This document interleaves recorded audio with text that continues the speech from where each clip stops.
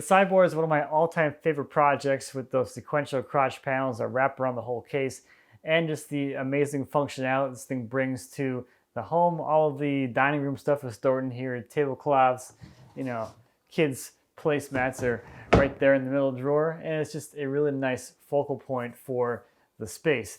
This is one of my classes, so if you're interested in checking that out, I will leave you a link down below to that. That class has 18 lessons that walk you through the entire build process to build this thing, and of course comes with a full set of plans. That's available over at thewoodwhispererguild.com, and I will leave you a link to that down in the description. So that's going to do it for this one.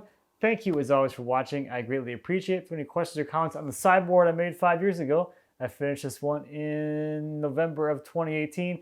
Please feel free to leave me a comment. As always, I'd be happy to answer any questions you might have. And until next time, happy woodworking. This used to be a tree.